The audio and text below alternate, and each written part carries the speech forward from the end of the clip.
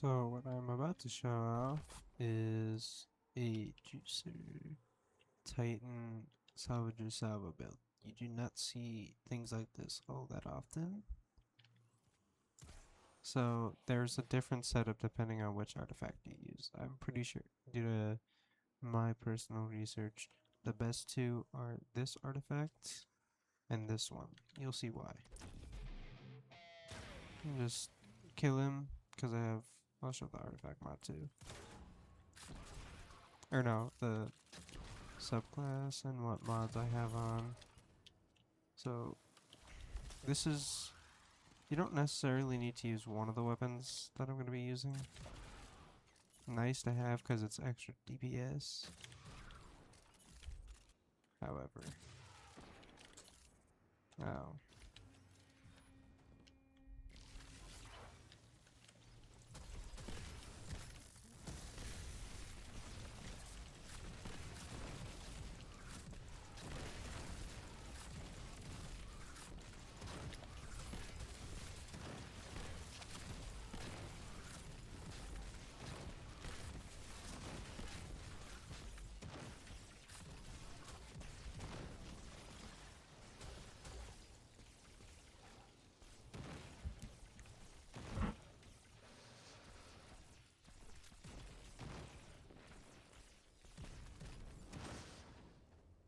Look at that damage.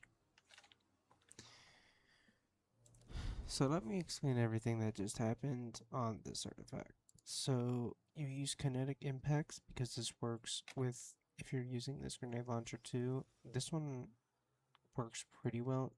Any of the ones that have some kind of auto-loading perk and a damage buff is good. I use this one personally because Chaos Reshaped is good.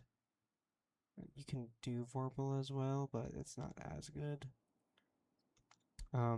So this gets impacts, this gets impacts, this gets impacts, plus the whole time he's got a debuff from the weekend. I'm gonna be completely honest, these do not matter at all. Don't matter. Now, obviously for your Salvager Salvo, you need to have a good roll. So this is mostly just because you want blast radius, depending on, like, you just want it. You fucking need spike. It doesn't really work well without it, the build, because you get increased damage guaranteed. This makes it so the whole time, except for the end where it bugged out, I shot the gun without reloading it. This is what it does. Because on Arc Titan with the Stormscape aspect, your rally barricade will give you bull charge. Getting bull charge and discharging it or receiving it will fully load this mag. So you can just keep shooting as long as you have a rally barricade or earning bull charge. This is the damage buff. Now the only problem is it requires amplified, so normally instead of running Touch of Thunder, I'd say use Knockout, because that's also really good.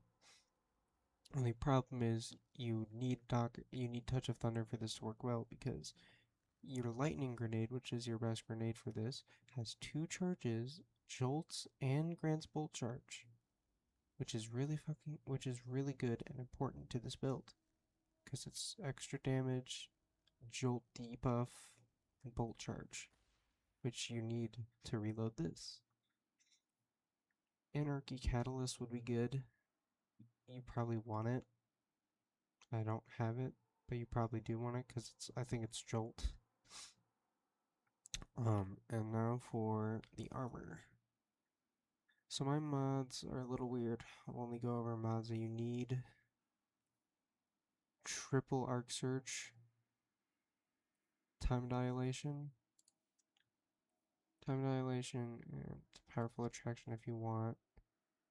Curious works the best here because it's like 20,000 per thing plus the debuff that you get on top of this. But we'll go over this one too. This doesn't really matter. This doesn't really matter, but I'd suggest putting on a special ammo finder. Now, for the set bonus, probably want to be on the Vogue one, because while you have a subclass buff, that could literally mean anything, or arc, because that means, pretty sure that could mean bolt charge, amplified, literally anything. We're going to be getting an overpower, and that keeps our surges up, and that, you know, that's a good thing. That's extra damage, plus, depending on the other mods you use, that could, like, potentially do other things. Honestly, up to you. Now, to go back into the subclass, me personally, I don't know how the fuck you unlock those. I don't care about it. You probably don't need them. This is just for the extra stats. This is very important, because that means your lightning nade lasts longer. This is like, yeah, I use this because while you are amplified, which also means that while you have gear shift active, you gain bolt charge, which gives you extra damage. It increases your damage. It loads your salvagers, or it loads your salvager salvo. It does a bunch of things. This is just for amplified, but it also gives you bolt charge depending on which artifact mod you use. So that's like this whole build. Shouldn't have to explain anything else for it. And now we're gonna do this one. And I will... Now this one does not require any prep at all. You can just go in there raw dogging it, and I will show you why.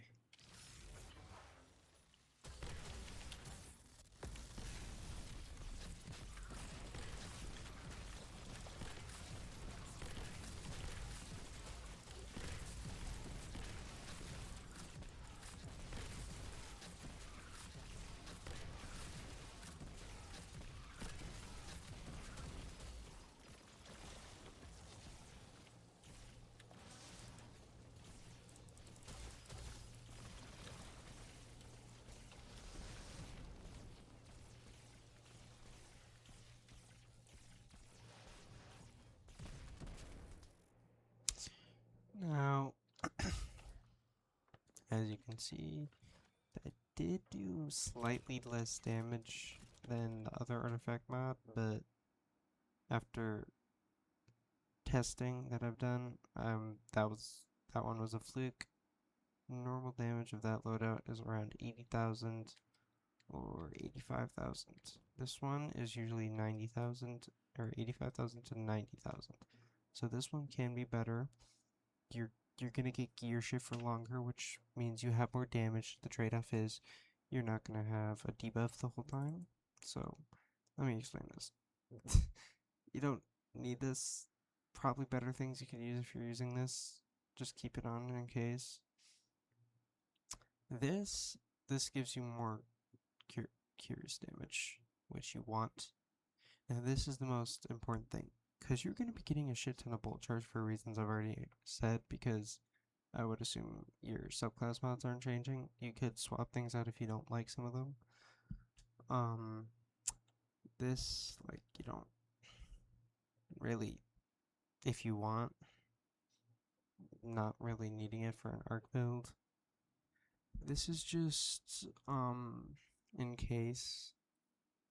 And then, yeah, this is just, so these two are very important. This, kind of, not really this. Then everything else is just kind of, you don't really need it. Same things for armor and weapons. Dog. Right. Then again. So, yeah. Usually clock around 90,000, 80 or 90,000, depending on how you structure it. You can get flukes too. Kind of depends on you, and that's not including like a well or anything that your teammates place down in a raid or a dungeon. It's whatever you play.